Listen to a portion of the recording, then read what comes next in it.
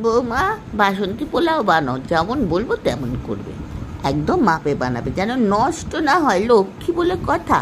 অপচয় নয়, সহ্য করতে পারি না। যে মাপে চাল নিলে তার ডবল জল নাও, চাল ধুয়ে জল ঝরিয়ে রেখে কড়াইতে ঘি দিয়ে গরম করে গ্যাস বন্ধ করে দাও। ধোয়া বন্ধ হয়ে গেলে কিছুটা হলুদ দিয়ে নেড়ে নাও। সেই ঘি হলুদ জল ঝরানোর চালে হালকা হাতে মাখিয়ে নাও।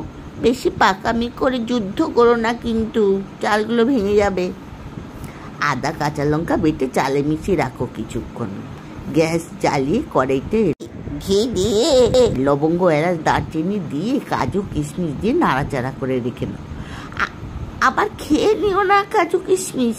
আমি এইরকম করতাম, পারতে কাজু কিশমিশ পাওয়া যেত না, বেশিরভাগই আমার পেটে।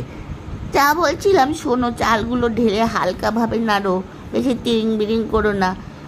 ডবল জলটা গরম করে নিয়ে চালে যখন সুগন্ধ বেরোবে ঢেলে দিও। নুন, আদা বাটা, মিষ্টি, কাঁচা লঙ্কা দিও স্বাদ মতন।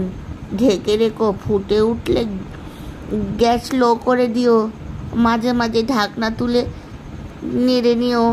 মোবাইল নিয়ে একে ওকে ফোন করো না। কি গো, হলো আর কতক্ষণ? আলু কষা তো হয়নি এখনো।